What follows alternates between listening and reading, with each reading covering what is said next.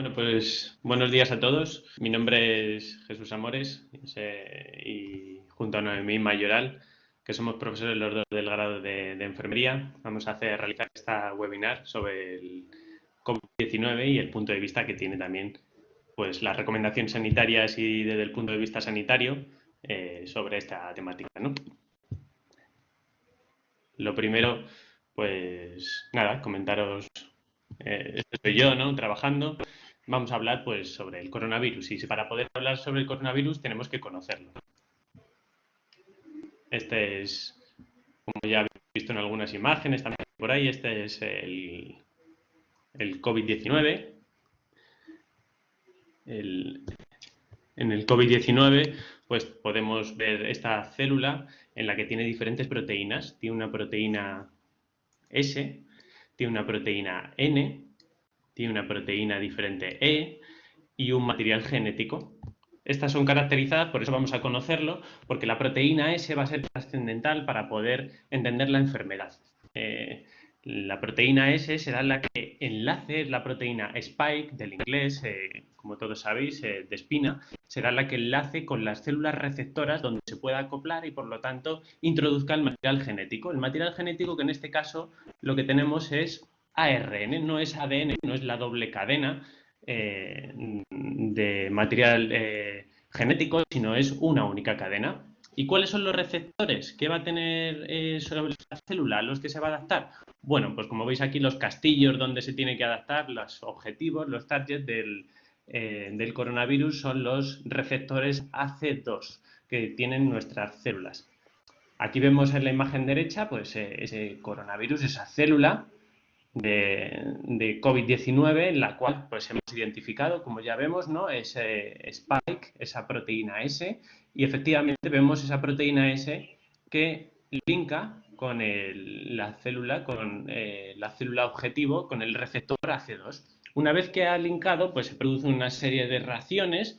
¿Para qué? Para que pueda fusionarse las dos membranas de las dos células, tanto del virus como de la célula receptora, y que el propio virus pueda introducir dentro de la célula receptora, donde la manipulará para generar nuevos virus, el material genético que ya hemos dicho que es ARN, ¿vale? Esto es lo básico, un poco de fisiología básica sobre el virus.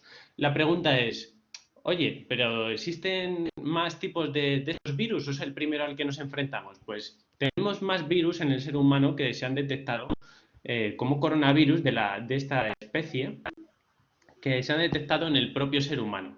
Uno de ellos, el que conocimos, pues fue el MERS, que ya ha sido muy comentado por los medios de comunicación. Otro es el SARS-CoV, el primero que conocimos, y ahora tenemos nuestro siguiente coronavirus que afecta al ser humano, que es el SARS-CoV-2 o COVID-19, ¿vale?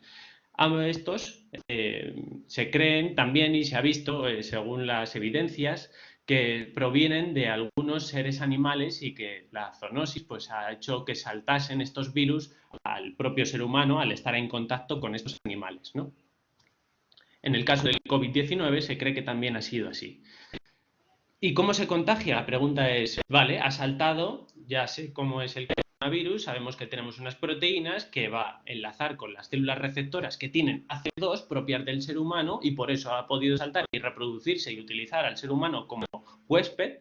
¿Y cómo entonces ha sido capaz además de transmitirse? Bueno, pues porque el coronavirus va a utilizar al ser humano para poder reproducirse y además no solo reproducirse dentro del ser humano, sino a otras personas. Un virus necesita de un hospedador, de una persona para que pueda reproducirse y evolucionar y seguir sobreviviendo, ¿no?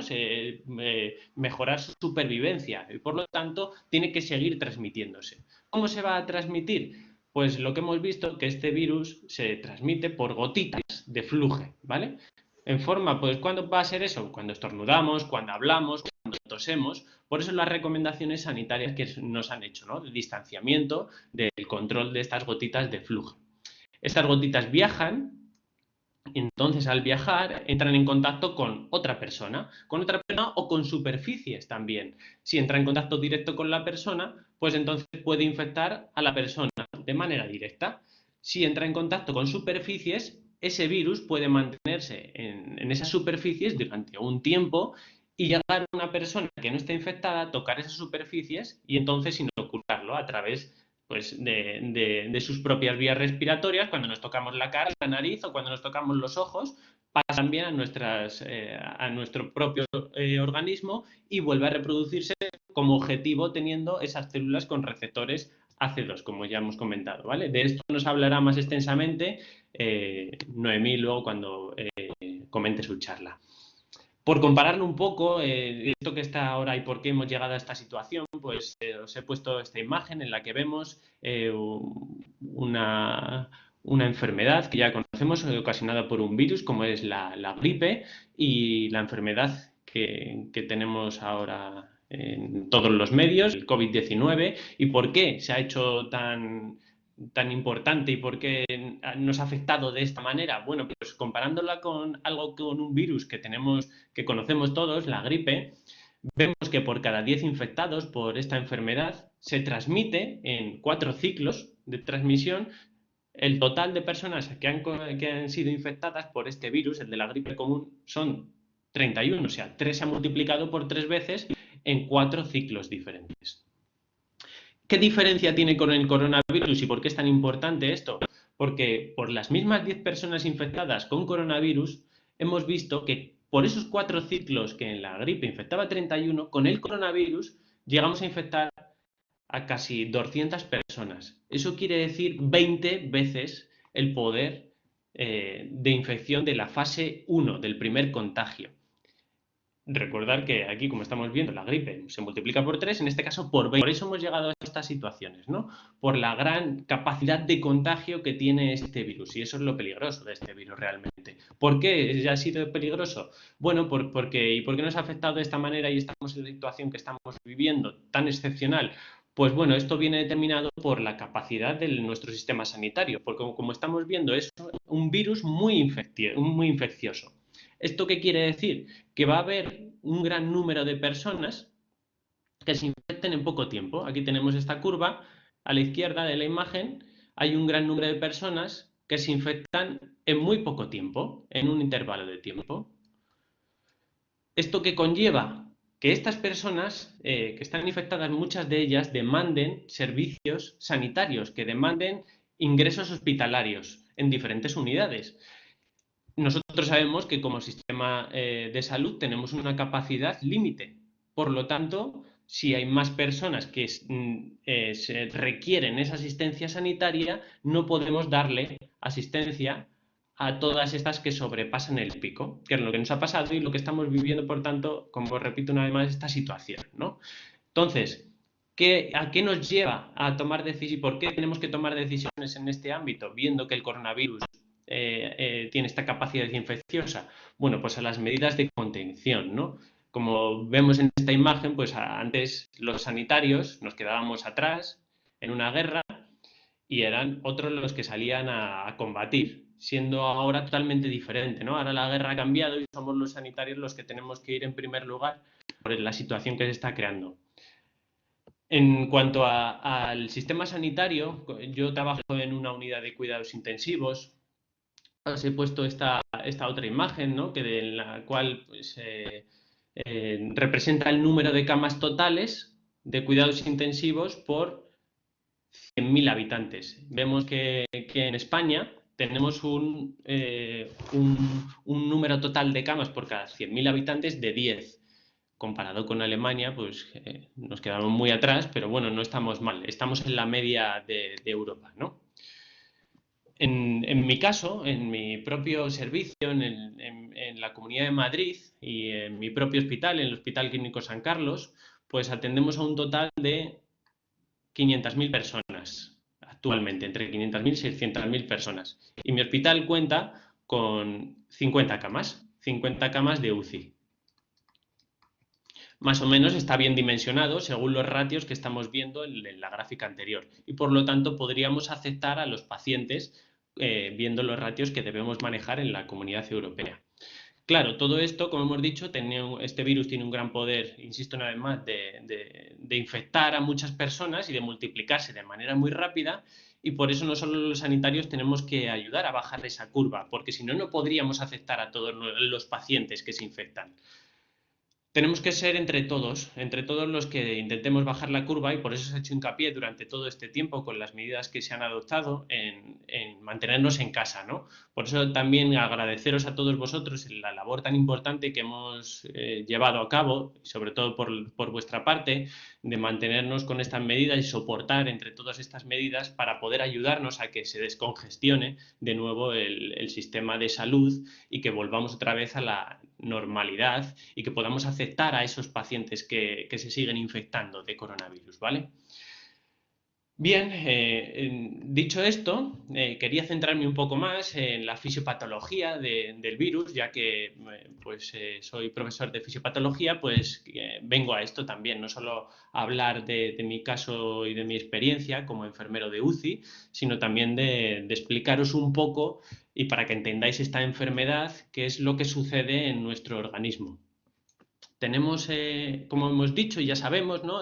Aquí tenemos el COVID-19, que tiene, recordemos, una proteína S, es una proteína spike, que da la característica de espinas, por eso de coronavirus.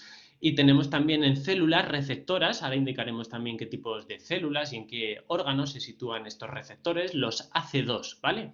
Los AC2 serán aquellos receptores que utilizará el coronavirus para poder entrar en las células.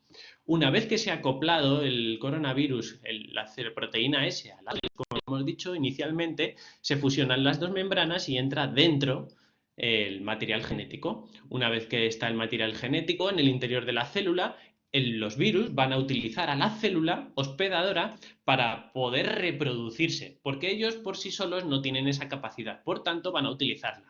¿Cómo la van a utilizar? Ese material genético que han introducido en la célula hospedadora van a mandarle unas órdenes, esto es el ARN que comentábamos antes, y estas células hospedadoras, con este material genético, se va a producir primero una traducción de ese material genético. ¿Para qué? Para enviar ciertas órdenes ya a la célula. ¿Quién lleva a cabo esa lectura? Pues unas partes que ya conocéis, que son los ribosomas. Son unos orgánulos que tiene la célula para poder traducir este material genético. Los ribosomas llevan, por tanto, a cabo la traducción del material genético viral.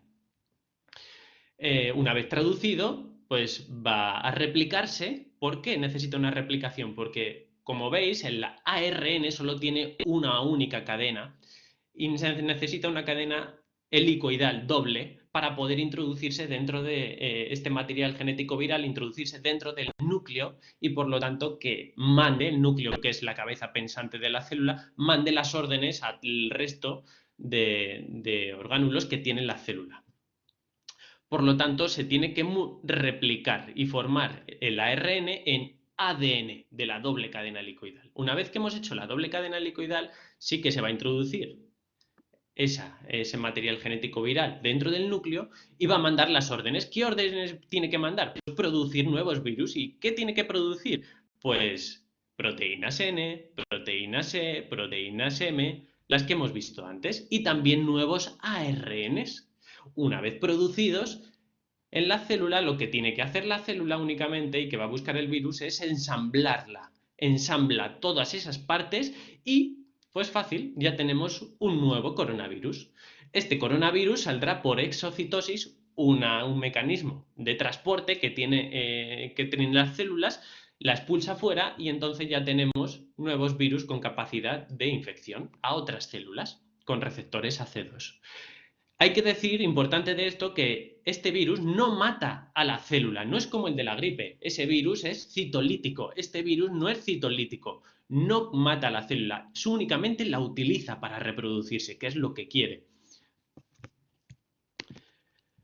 Vale, ¿y quién tiene que combatir a este virus? Pues quien puede ganar a este virus son las células de defensa de nuestro cuerpo. ¿Y cuáles son esas células de defensa?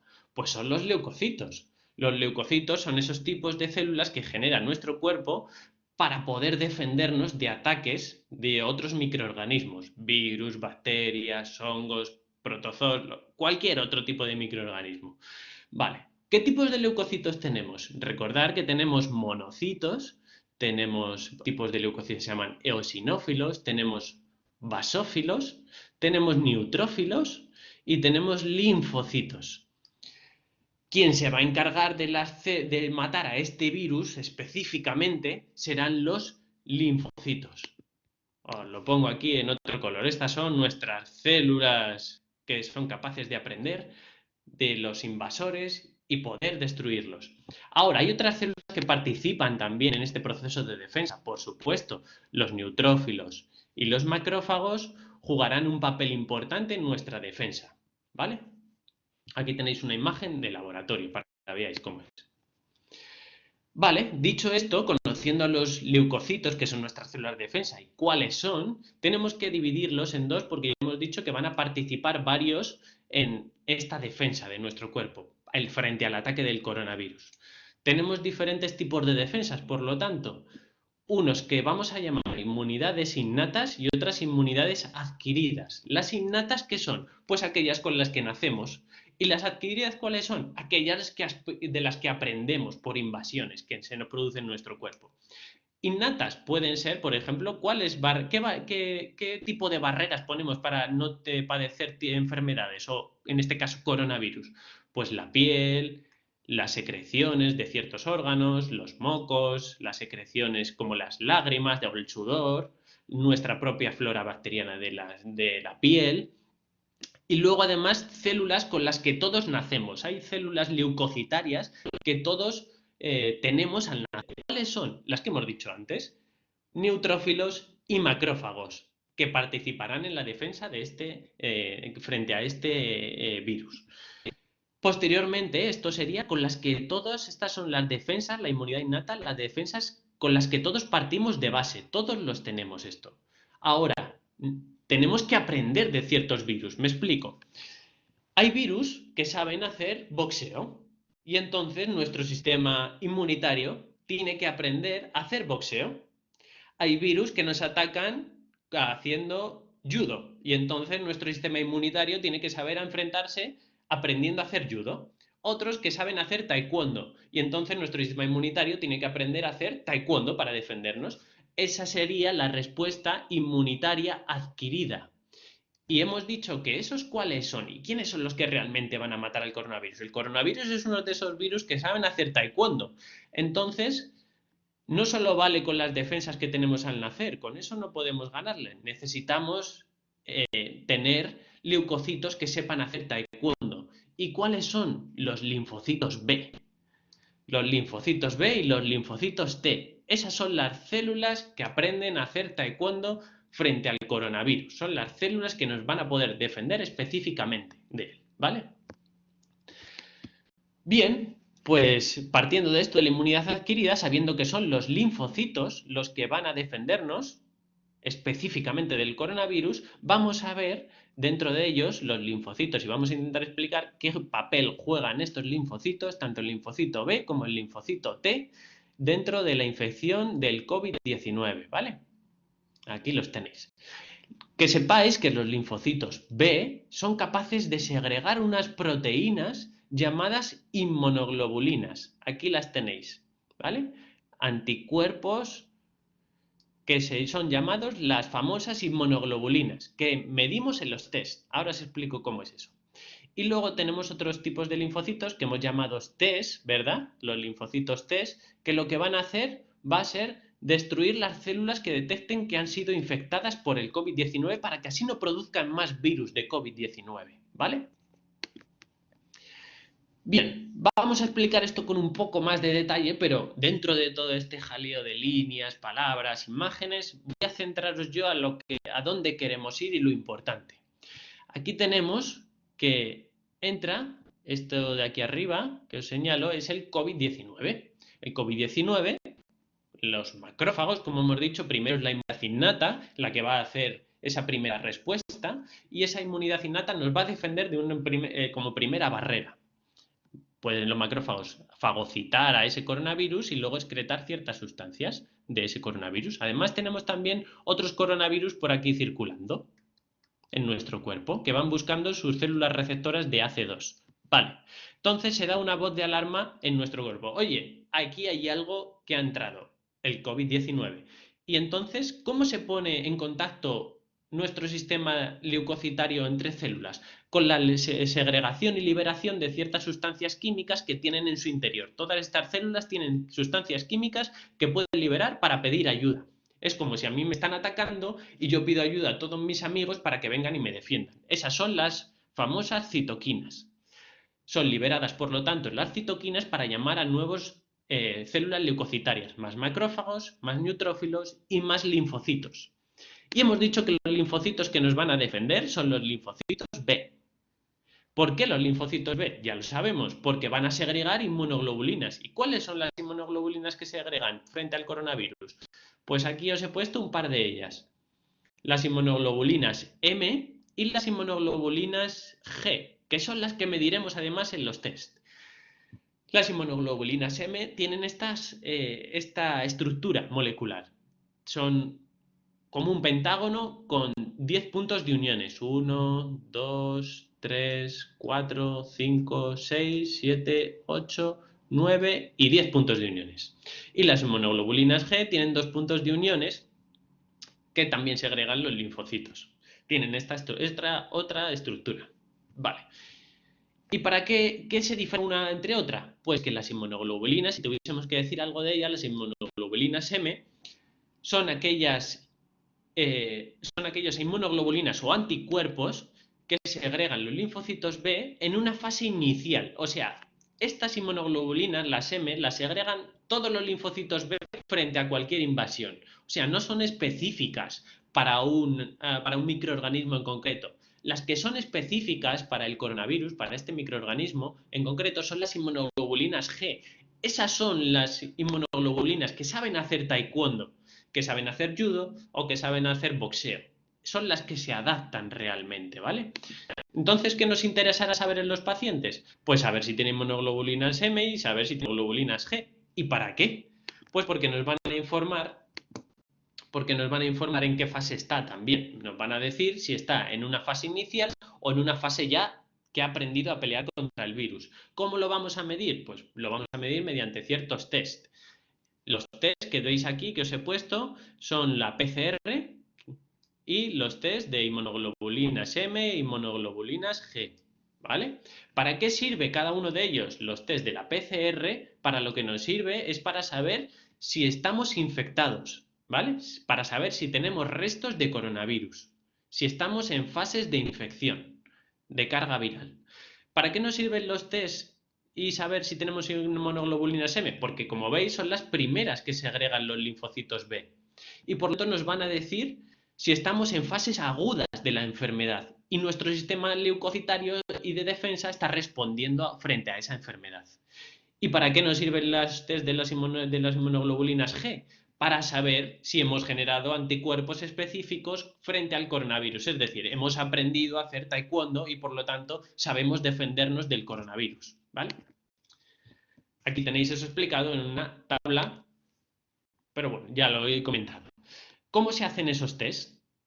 Pues fácil, aquí tenéis. Para la PCR tenemos que se realiza mediante exudados nasofaringios. Se toma una muestra con una torunda y se coge una muestra de las fosas nasales y de la faringe.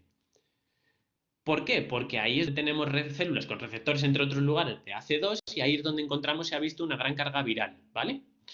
Para ver los test de las inmunoglobulinas, de las IGs, ¿qué tenemos que hacer? Test de sangre.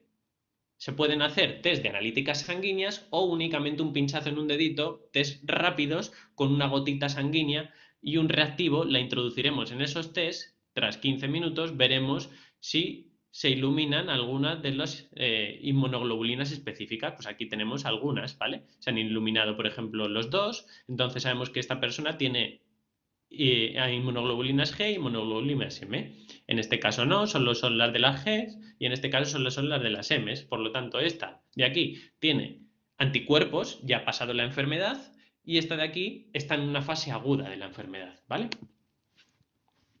Bueno, todo esto vamos a ir evolucionando porque nos hemos tenido que adaptar pues, a esta situación que ha sido muy novedosa para todos, para el mundo sanitario también, para todos los científicos, y entonces hay que vigilar un poco los datos porque se están publicando y se están dando muchas informaciones y siempre hay que basarse en fuentes científicas. No vale cualquier dato que se publique, cualquier mensaje de WhatsApp, no vale cualquier correo electrónico. Tenemos que basarnos en fuentes fiables. Por eso todo lo que nos llegue tenemos que mirarlo siempre con un poco de escepticismo como hace esta persona, ¿no? Que ya todos conocemos. Bien, y en cuanto a la evolución clínica, como enfermero que os comento, ¿no? Que he tratado con estos pacientes, ¿qué tenemos que decir de esta enfermedad? Voy a ser muy breve, ¿vale? Con cosas únicamente importantes. Esta enfermedad, como ya sabéis, cursa con una sintomatología inicial. ¿Cuál es? La que todos se nos han avisado ya, ¿no? Fiebre o febrícula y tos. Son los síntomas más comunes. ¿También hay más, Jesús? Sí, también tenemos más. Por ejemplo, cefaleas, por ejemplo, diarreas, por ejemplo, pérdidas del gusto y del olfato. Esos serían síntomas iniciales que nos indican que estamos en una fase inicial o leve. ¿De acuerdo? Ahora, dentro de las fases, lo que hemos visto y lo que muestro en esta imagen, y lo importante es hacer un seguimiento de esas personas. Por eso, nuestros sistemas de salud ahora están intentando, en las siguientes fases que haremos, intentar contactar con las personas que están infectadas y hacerles ese seguimiento. ¿Para qué? Para ver si van bien y aislarlas además, darles las recomendaciones o para ver si pueden ir mal y necesitan un ingreso hospitalario. ¿Cuándo van a necesitar normalmente esas personas un ingreso hospitalario? ¿Por qué debemos acudir a un hospital? Pues debemos acudir a un hospital cuando aparezca otro síntoma asociado a todos estos que ya hemos comentado iniciales, que es la disnea. ¿Por qué? Porque la disnea nos está diciendo que tenemos una afectación en los pulmones ya. ¿De acuerdo? Y esa afectación hay que tratarla y hay que vigilarla. ¿Dónde? En un hospital. ¿Vale? ¿Cuándo aparece la disnea? La pregunta siguiente sería, Jesús, tú me has dicho que esto aparece en fases iniciales, fiebre, tos, diarrea, cefaleas, pérdida de gusto y olfato, y luego aparece disnea, pero ¿me tengo que saber yo cuándo suele aparecer la disnea? Bueno, pues hemos visto en estudios publicados que este síntoma aparece en torno al día séptimo de la enfermedad, del inicio de los síntomas, desde el inicio de los síntomas. Si no aparece en el séptimo día y evolucionáis únicamente con tos y fiebre, pues seguramente estéis pasando la enfermedad como algo breve, como una enfermedad leve y no hay que hacer nada más. Como cuando tenéis una gripe, tomaros algún analgésico y algún antiinflamatorio si lo precisáis. Pero no necesitamos hacer nada más. Ahora, si aparece disnea, sí, y suele aparecer en el séptimo día. Entonces veremos que os llevamos al hospital. Y ahora, la determinación, como habéis visto, muchos pacientes, por desgracia, han fallecido y hay muchos pacientes que, por desgracia, necesitan unidades de cuidados intensivos, que no hemos tenido camas suficientes por el pico que hemos explicado antes que se ha producido. Y entonces hemos visto que además de la sintomatología de fiebre, tos y disnea, se complicaban y necesitaban esos ingresos en UCI. Deciros también, para que vosotros lo sepáis, estos valores de referencia, que en torno al noveno y duodécimo día desde el inicio de los síntomas es cuando se complican estos pacientes que realmente van a ir mal, entre el noveno y el duodécimo. Así es que ya sabéis, si estáis vosotros infectados o alguna persona que conocéis, tendremos que vigilar dos puntos claves. Entre el quinto y séptimo día, saber si aparece en esa sintomatología, como es la disnea, afectación pulmonar, y que a lo mejor requerirá, o por lo menos acudir a un hospital para que sea valorado. Y luego un segundo punto, perdón, y luego un segundo punto de inflexión que está situado entre el noveno y el duodécimo día, en torno a la segunda semana, para saber si ese paciente va a ir peor o no va a ir peor y necesitará una UCI. ¿Vale? Voy a terminar con esto para ser breve y dejar paso también a mi compañera Noemí.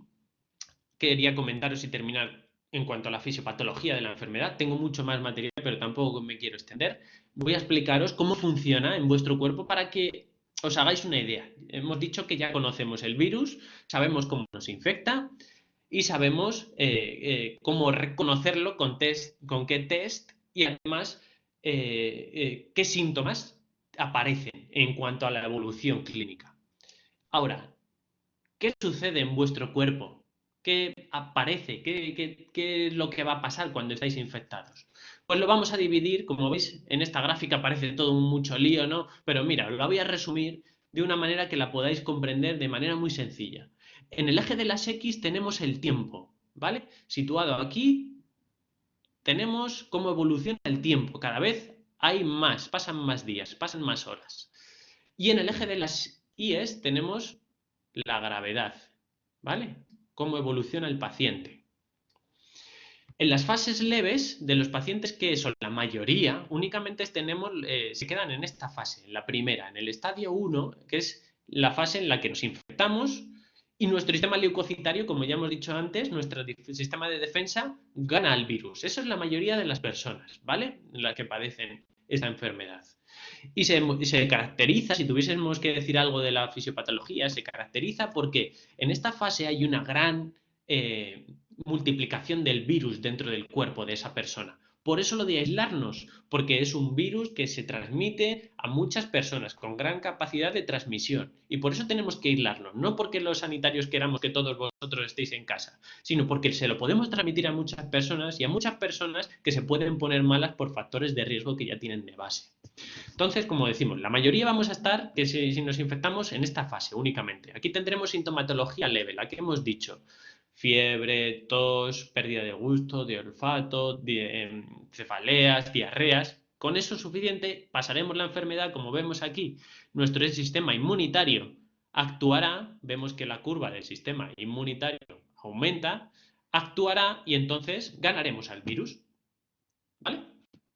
Ahora, hay ciertas personas que no evolucionan bien. Son ciertas personas que tienen factores de riesgo. Traía otra diapositiva, que es los factores de riesgo, ¿cuáles son? Pues hipertensión arterial, diabetes, factores de riesgo cardiovascular, obesidad, todo eso, fumar, EPOC, las personas que fuman mucho, esos son factores de riesgo que empeoran, que pueden empeorar la situación clínica y que no solo nos quedemos en esta fase 1, sino que evolucionemos a la fase 2. Y Jesús, ¿qué aparece en esta fase 2? ¿Qué quieres decir con esto de fase 2? En la fase 2, como estamos viendo, aparece otro triángulo, un triángulo que es respuesta inflamatoria. Y ahora lo que aparece es otro síntoma, disnea. ¿Por qué? Porque va a afectar a los pulmones y entonces lo que va a pasar es que aparezca esa sensación de que me falta el aire. ¿Pero por qué? Porque el coronavirus te está afectando a tus pulmones, ¿vale? Y además el virus provoca que tu sistema inmunitario se altere y cuando se altera hemos dicho que libera sustancias químicas que aumentan el qué, la llamada de tus amigos leucocitos, de más células de defensa y además que generen una respuesta inflamatoria, porque esas células que se agregan esas sustancias químicas, además de llamar a tus amigos, lo que quieren es impedir que el virus entre más en tu cuerpo y por lo tanto se inflama. Donde está siendo afectado, el órgano que está siendo afectado se va a inflamar para buscar que se aísle allí el virus y que no siga progresando. Y entonces por eso se produce una respuesta inflamatoria, ¿vale? De modo breve. Un resumen de todo esto, ¿vale? Esto es mucho más extenso. Se produce esta respuesta inflamatoria. Si lo controlamos a esta persona, si le ponemos tratamiento y la controlamos, pues ya está, se quedará en una neumonía, como cuando tenemos otro tipo de neumonía, cuando tenemos otra afectación en los pulmones, ¿vale? Por una bacteria o por otro virus. Se quedará ahí y evolucionará, se quedará únicamente con disnea. Pero recordad que esto sucede, habéis visto que aquí hay una línea discontinua. ¿Cuándo sucedía esto? En torno al 7.º día, ¿vale? Evolucionan. Por ahí tenemos que estar pendientes del paciente para ver si evoluciona a ese lado o no. Y en torno al otro punto de inflexión, aquí decíamos que estaba entre el 9º y el 12º día. Aquí tenemos el otro punto de inflexión, porque estas personas que tienen neumonía y que evolucionan a esta segunda fase, puede incluso que no regulen bien su sistema leucocitario y que hagan una respuesta inflamatoria muy grande, porque el virus está atacando a muchas células y entonces está activando también muchas células de defensa. Y por lo tanto, se produce una respuesta inflamatoria que puede ir a más, a más, a más, a más y que puede no controlarse, llegarse a descontrolar, a modo resumen, ¿vale? Se descontrola y al descontrolarse se genera una gran respuesta, he visto aquí el triángulo se expande, una gran respuesta inflamatoria y por lo tanto pasaríamos a esa fase 3. En esta fase 3 se caracteriza por una gran respuesta inflamatoria y por lo tanto la persona empeora. Ya no solo tiene los pulmones afectados con una neumonía que le cueste respirar, sino que además su cuerpo o sus pulmones generalizadamente se inflaman y entonces deja de funcionar su cuerpo como no lo haría normalmente. Y estas son las personas que ingresamos en las unidades de cuidados intensivos, porque son personas que se pueden poner muy malas y se pueden tener unas patologías muy críticas que comprometan su vida. ¿Qué tenemos que hacer aquí? A modo también un poco por citarlo. ¿Qué tendríamos que hacer entonces, Jesús, en la fase 1? Pues aquí hay tratamientos que se están experimentando. ¿Y qué tipos de tratamientos creemos que van a ir bien aquí? Pues aquellos tratamientos que reduzcan al virus. Los antirretrovirales, por ejemplo. O el plasma hiperinmune, que estamos viendo que se están probando ese tipo de técnicas. Todos los tratamientos que reduzcan carga viral, suponemos que ahí irán mejor en esa fase. ¿Qué cosas tenemos que hacer en esta otra fase, Jesús, en la fase 2? Pues dar un soporte al pulmón. Como tenemos disnea y afectación pulmonar, aquí lo que tenemos que hacer es ayudar al pulmón. ¿Y qué tenemos que hacer en la fase 3, Jesús? Lo que tenemos que hacer es contrarrestar la gran respuesta inflamatoria. ¿Y entonces qué tenemos que dar a la persona? Antiinflamatorios, estamos suponiendo, ¿vale? Bajo estas bases fisiopatológicas. ¿Y cuáles son los antiinflamatorios más potentes? Los corticoides, ¿vale? Por eso estamos dando en los hospitales este tipo de tratamientos, ¿vale? A modo breve. Vale, hasta aquí un poco la explicación de todo cómo está organizado este virus, cómo nos afecta, cómo se transmite, cómo lo detectamos, qué respuesta tiene nuestro cuerpo y qué fases surgen en nuestro organismo. Y voy a dejarle paso también para no extenderme mucho más a mi compañera Noemí, que continúe la charla y si surge luego cualquier cuestión podemos seguir indagando, no tengo ninguna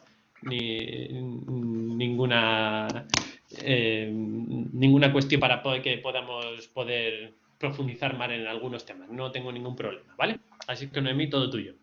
Fenomenal, muchas gracias, Jesús. Bueno, pues vamos a abrir. Vale, ¿de qué vamos a hablar ahora? Bueno, pues después de esta charla y de toda esta explicación tan interesante que nos ha contado Jesús así para que entendamos un poco cómo funciona este bicho del que llevamos hablando tanto tiempo, ¿no? Llevamos ya más de 2 meses metidos en casa y nos bombardea la información, ¿no? Entonces, lo que yo voy a intentar es aclararos un poquito, bueno, pues cómo se transmite, que ya lo ha introducido Jesús, y qué podemos hacer para no infectarnos, ¿vale? Ya tenéis algunas nociones, pero bueno, vamos a intentar clarificarlo un poquito más.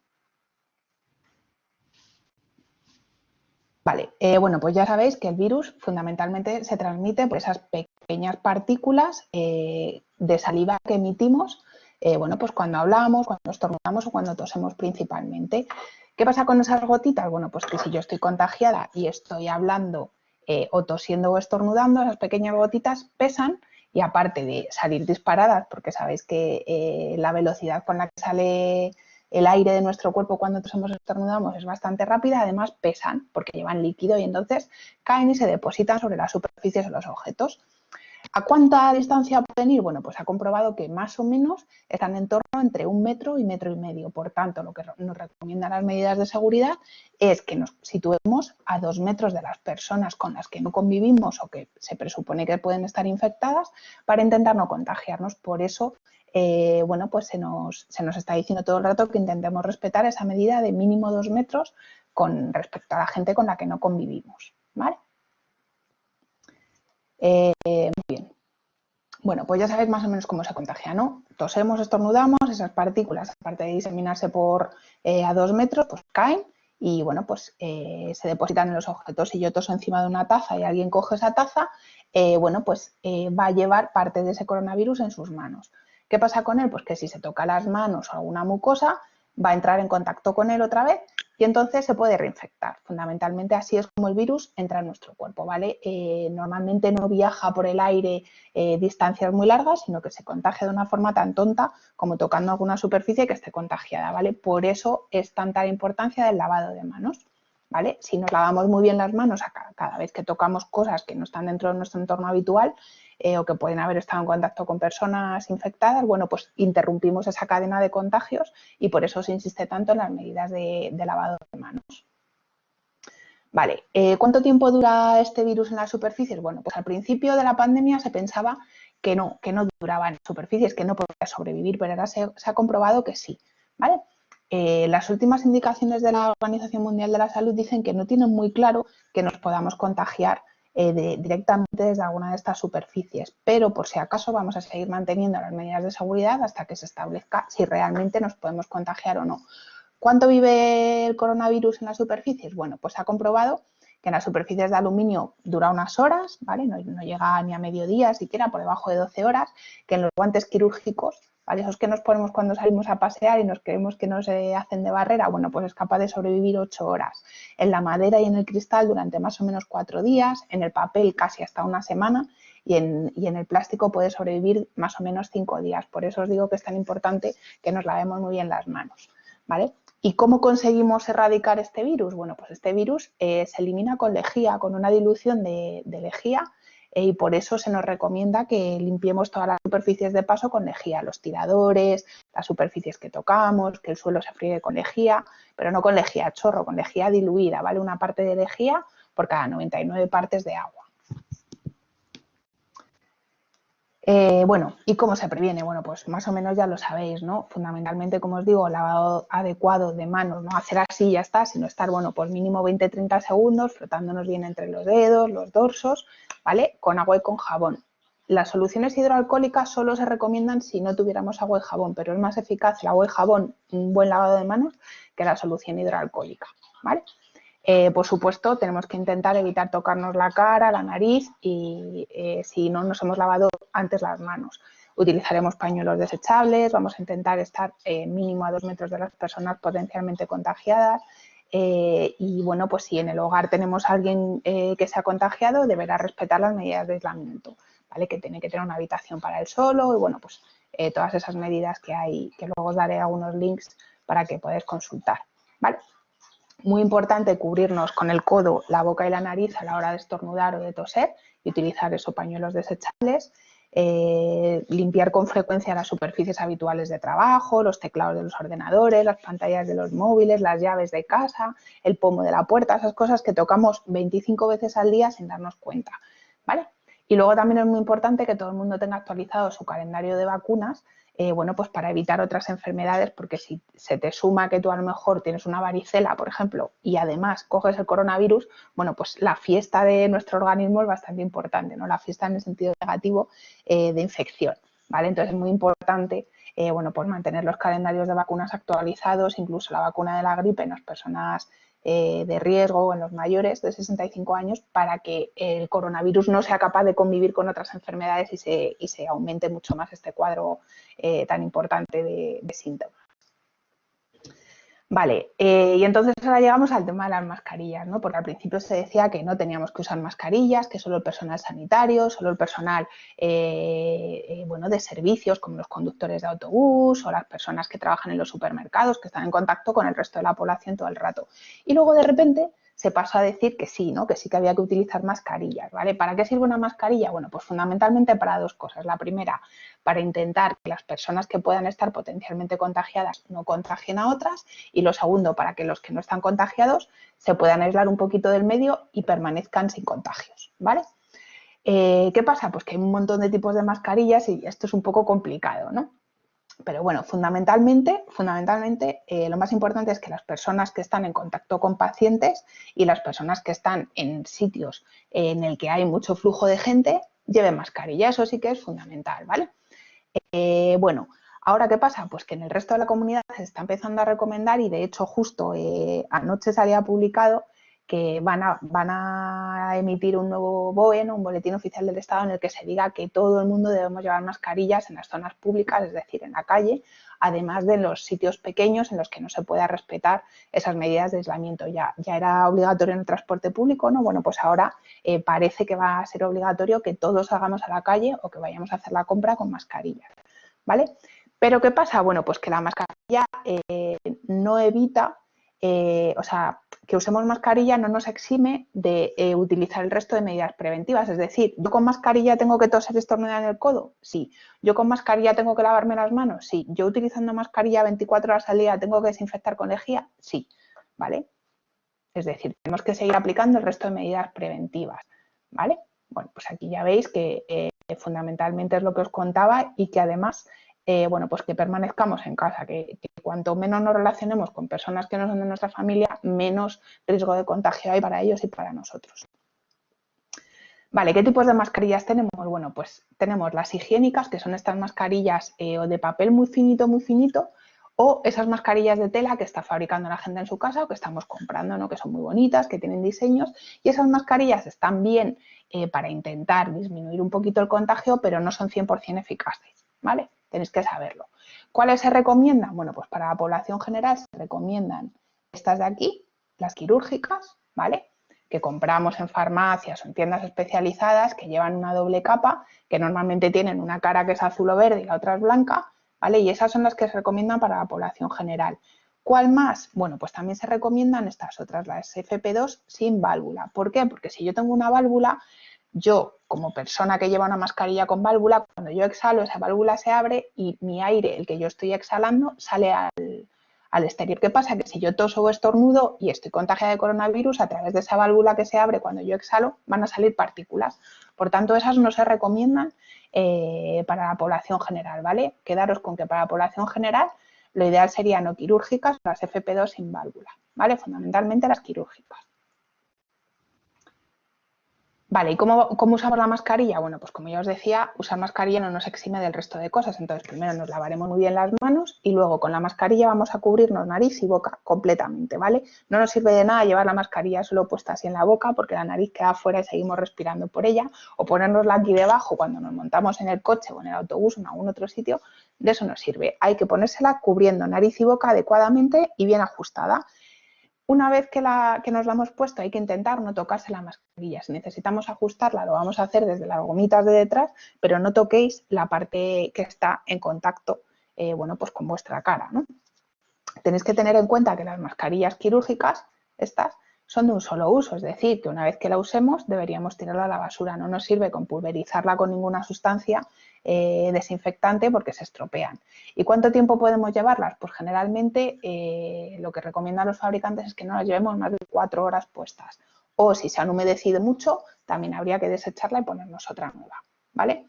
¿Cómo nos quitamos la mascarilla? Bueno, pues yo no la agarro así y la tiro a la basura. Yo la parte azul o la parte frontal hemos dicho que no hay que tocarla, ¿no? Entonces yo me la quitaré desde detrás de las orejas, ¿vale? Y desde ahí la desecharemos a un cubo, ¿vale? Una vez que hemos hecho esto, nos tenemos que volver a lavar bien las manos. A ver si pasa. Vale, bueno, como os pasaremos la presentación, pues aquí no lo voy a poner ahora por el tiempo, pero bueno, aquí tenéis un vídeo de cómo se usa y de cómo se pone y se quita adecuadamente la mascarilla, ¿vale? Os lo dejaremos para que lo veáis vosotros tranquilamente. A ver. Vale, ¿y por qué es importante quedarnos en casa? No es la principal medida, perdón, la que nos propusieron desde el principio, ¿no? Con las medidas de confinamiento. Y bueno, pues porque, como ha dicho Jesús, es un virus que se propaga súper deprisa, que en el cuarto contagio ya ha infectado casi a 200 personas en la cuarta evolución. Por tanto, imaginaros, 10 pacientes contagian a 200. Esto es una barbaridad. Por eso es importante que sigamos manteniendo esas medidas de confinamiento, aunque nos cueste un poquito, ¿vale? Bueno, pues hasta el momento lo que sabemos es que las personas más vulnerables son las personas mayores y aquellos que, bueno, pues como ya decía Jesús antes también, que tienen alguna patología como diabetes, que son muy fumadores, que tienen obesidad. Entonces, bueno, es muy importante proteger a esas personas del contagio y del contacto, ¿vale? ¿Cuál es el problema de este virus? Bueno, pues que no es que yo me contagie y al día siguiente esté enfermo, sino que tiene un periodo de incubación muy largo. ¿Qué pasa? Que en ese periodo de incubación en el que nosotros no tenemos síntomas, sí que estamos propagando la enfermedad. Entonces, si yo me relaciono con 300 personas al día, mientras que estoy incubando ese germen, ¿no? este virus, bueno, pues al final estoy contagiando a muchísimas personas y por eso es importante que estemos en casa, para evitar que nos contagiemos a todas esas personas sin saberlo, vaya, que nadie contagia de una forma consciente, ¿no? Entonces, ¿qué nos estamos encontrando? Bueno, pues como ya sabéis, que tras aplicar los filtros sanitarios actuales que hay de llamada por teléfono al centro de salud o a los teléfonos puestos por las comunidades, bueno, pues a veces los pacientes llegan a los hospitales con pocos síntomas, ¿vale? Pero hay otros que llegan muy malitos y necesitan cuidados intensivos.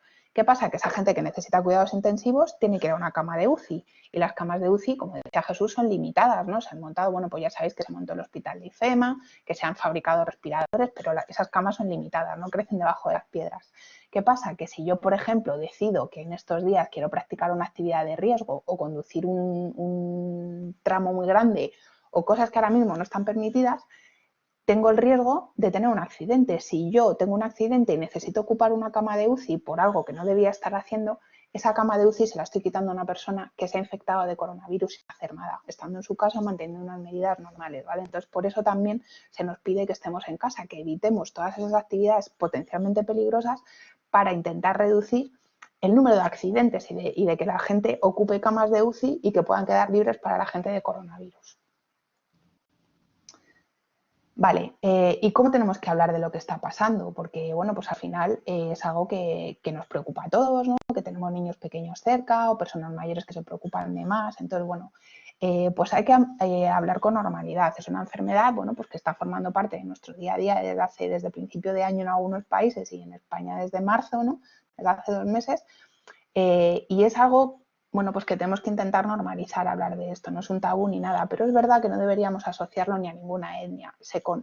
Sabemos bueno, que los primeros casos se dieron en Wuhan, en China, pero no tiene nada que ver con los chinos no tienen la culpa de que esta enfermedad se haya extendido a nivel mundial, ¿vale? Entonces, bueno, pues los virus atacan a las personas independientemente de su procedencia, ¿vale? Deberíamos hablar de personas que tienen el COVID o que están recibiendo tratamiento para el COVID, que se están recuperando, pero no deberíamos decir ni víctimas ni infectados, porque bueno, tiene una connotación bastante negativa, ¿no? Podemos decir que la gente se contagia o contrae, pero no que la gente transmite o pega el coronavirus, por lo mismo que os decía, porque ahí como que se está transmitiendo un mensaje de que la gente lo contagia de manera intencionada y no es así para nada, ¿vale? La gente está siendo bastante responsable y la gente, bueno, pues lo contrae, pero nadie se lo pega a otro.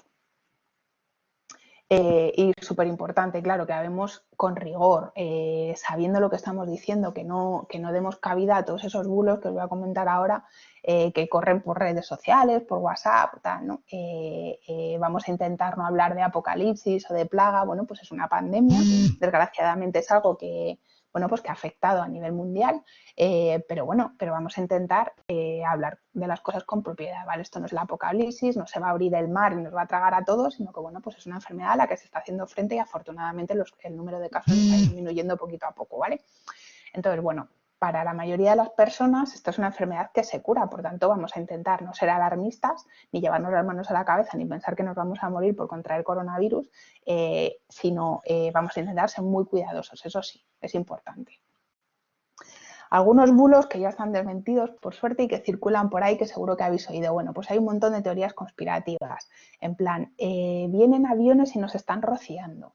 Unos chinos estaban en un laboratorio en Estados Unidos y como les echaron, repartieron el coronavirus por el mundo. Eso es mentira, se ha demostrado que es completamente mentira. Algunos remedios caseros, por ejemplo, si bebes agua muy caliente con unas gotas de limón, al pasar por tu tracto respiratorio se muere el virus. Eso es mentira. El tracto respiratorio se comparte con el tracto digestivo en un tramo muy pequeñito y luego el agua va directamente a la tripa, no va a los pulmones. Por tanto, así es imposible que ni haciendo gárgaras con ningún tipo de solución vamos a eliminar ese virus que se ha acantonado ahí, que se extiende bastante deprisa por el resto de nuestras células. Militares de Estados Unidos, como había conflictos económicos, llevaron el virus a China. Bueno, pues eso también es mentira, por suerte, ¿vale? Un presidente de una nación muy grande también, bueno, pues hay que podríamos ingerir algún tipo de desinfectante, ¿no? Si la lejía lo mata, pues vamos a beber lejía, ¿no? Bueno, por favor, que nadie haga eso. O vamos a rociarnos con lejía. Bueno, pues eso es completamente inútil porque no tiene ningún patrón lógico dentro de nuestro cuerpo. Es más, nos podríamos contaminar. Y, por supuesto, algunos productos milagrosos que, bueno, pues se han oído. Siempre que pasa algo con respecto a la salud de una población grande, pues salen a reducir un montón de productos milagro que no funcionan, que realmente no funcionan, así que bueno, pues ser muy cuidadosos con ese tipo de cosas, ¿vale? Y bueno, pues en esta última diapositiva os dejamos recursos en los que os podéis basar para encontrar información, ¿verdad? Tenéis la aplicación de la Comunidad de Madrid para el seguimiento de pacientes con coronavirus. El Colegio de Médicos de Madrid también ha sacado, bueno, que van actualizando semanalmente preguntas y respuestas sobre este tema. Otra página del Ministerio de Sanidad donde, bueno, pues también podéis encontrar muchísima información y muy actualizada, o sea, se actualiza semanalmente. El Centro Europeo para la Prevención de Enfermedades, la Asociación Española de Pediatría también. Y bueno, luego también dentro de la página de la institución SEC, pues también tenéis un apartado de dudas y preguntas, información relacionada con el coronavirus, información sanitaria y de otros ámbitos, ¿vale? Así que, bueno, por mi parte esto es todo.